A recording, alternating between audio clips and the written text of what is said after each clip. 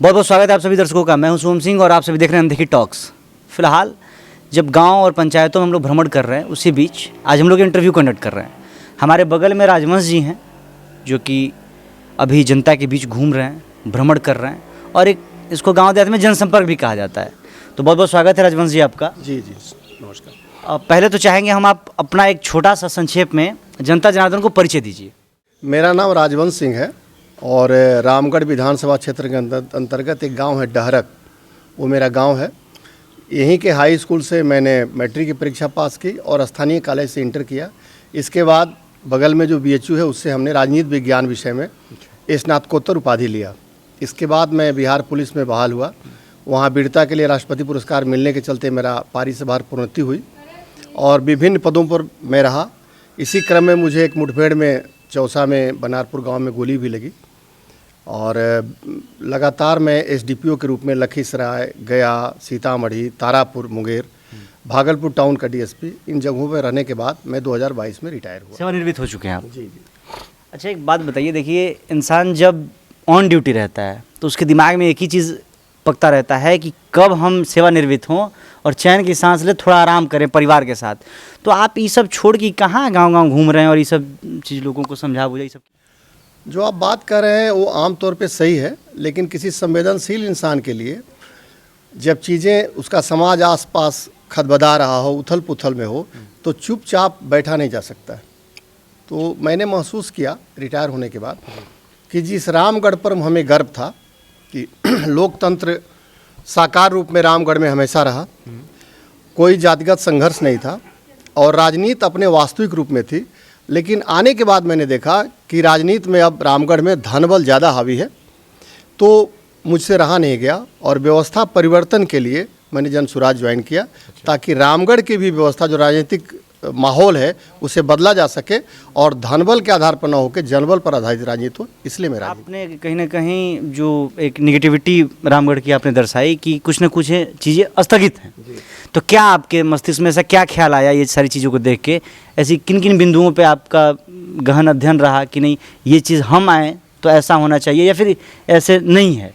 मतलब क्या उसमें देखा आपने? जो मैंने पहले आपको बताया कि बहुत ज़्यादा पैसा चुनाव में लगाया जा रहा है और दूसरी जो बड़ी बात है, जो बेरोजगारी है हमारे पूरे समाज में, न केवल रामगढ़ बल्कि पूरे बिहार में, तो हमारे जो युवा हैं पढ़ लिख लेते हैं लेकिन बिहार के पास इतने संसाधन नहीं है कि उन्हें हम बिहार में रोक सकें। नहीं। पैसा हमारा है, श्रम हमारा है और इस श्रम से धनी कौन हो रहा है?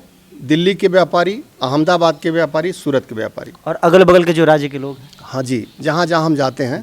स्थिति ये है कि शिक्षण संस्थाएं हमारे यहाँ बेहतर नहीं हैं और कोटा शहर की पूरी अर्थव्यवस्था बिहार पर टिकी हुई।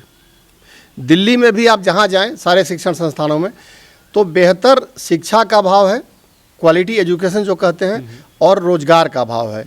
इसी के चलते ये जनसुराज का मुख्य फोकस है इन चीज़ों पर और इसीलिए मैंने जनसुराज ज्वाइन किया और मैं महसूस करता हूं कि जब जनसुराज आएगा तभी इन समस्याओं का निदान होगा। आपने अभी तक चर्चा किया जनसुराज आपने ज्वाइन कर लिया है और सेवा अभी अब दे रहे हैं जनता के बीच में, तो ऐसा आपको क्यों लगा कि नहीं मुझे जनसुराज से अटैच होके ही जनता के बीच जाना चाहिए? एज आप स्वतंत्र भी जा सकते थे लोगों के बीच? जी हाँ, लेकिन जैसा आप जानते हैं लोकतंत्र में राजनैतिक दल बहुत ज़रूरी है।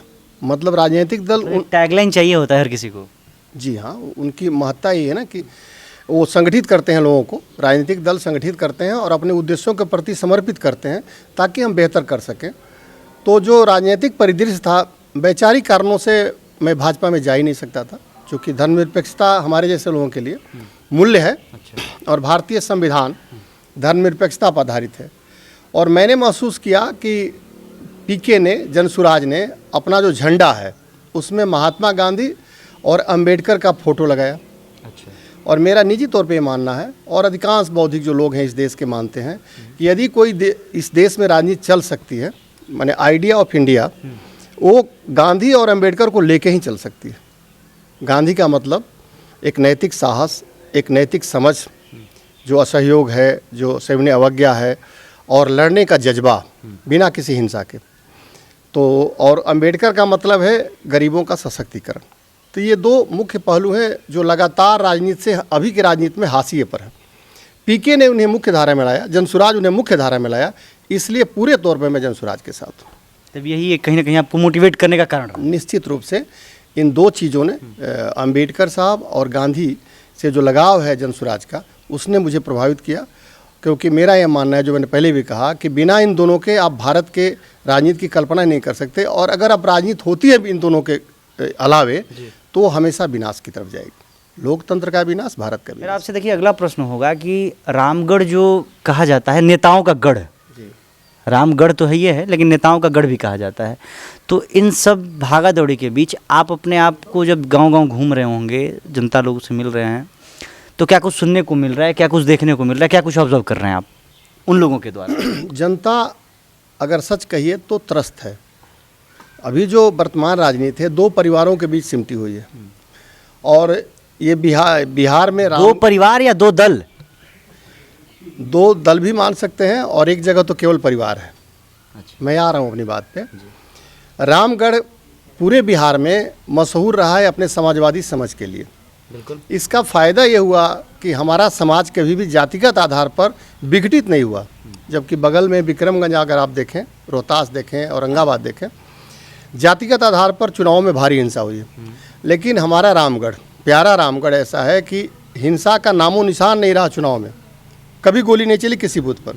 तो पूरी जवानी जब हम बड़े हो रहे थे, और नौकरी में भी हमेशा हम गर्व से कहते थे कि हम रामगढ़ के। लेकिन अभी क्या है कि समाजवादियों की पृष्ठभूमि वाले लोग अब केवल परिवार तक सीमित हैं। मतलब रामगढ़ में राजनीतिक तौर पे जो समाजवादियों के बारिश होने का दावा करते हैं, वो 100% आरक्षण है। अच्छा। सारे बेटों को राजनीति में लाना है, थोपना है रामगढ़ पर। आप बताइए कोई संवेदनशील आदमी, और जो कहता है ना जिंदा कौमें 5 साल इंतजार नहीं करती, तो मेरे जैसा आदमी इस रामगढ़ को परिवारवाद की भट्टी में कैसे जलने देगा? तो मेरी राजनीति यही है कि परिवारवाद से निकाला जाए। और दूसरी बात, सांप्रदायिक ताकतें हैं जो समाज में बांट के सांप्रदायिक आधार पर ध्रुवीकरण करके ही राजनीति कर रही हैं, उनसे भी मुझे लड़ना। ये दो मोटो है। कहीं ना कहीं आपको ये लगता है कि जिस मोटिव के साथ आप जनता के बीच उतरे हुए हैं, जनता उन सारी चीज़ों को समझ रही है? क्योंकि ये बिहार की जनता है।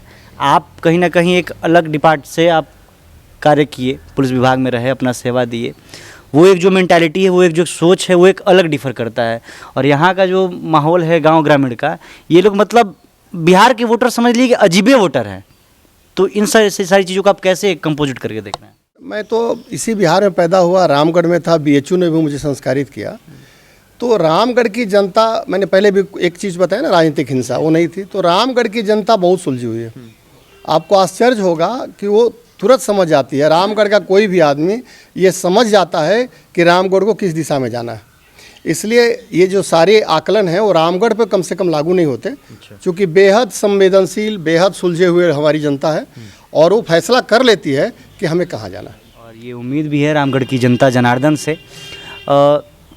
आप जैसे अभी रोज़गार का जो बातें कर रहे थे, तमाम लोग दावा करते हैं कि इतना लाख नौकरी देंगे, इतना लाख ये करेंगे, फला करेंगे, लेकिन सब चीज़ें धूमिल हैं, फेल हैं सारी चीज़ें।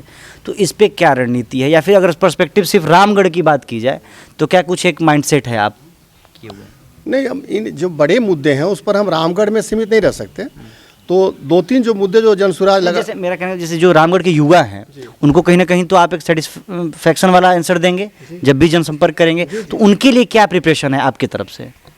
आगे देखिए, रामगढ़ खेल के लिए भी जाना जाता है। बिल्कुल।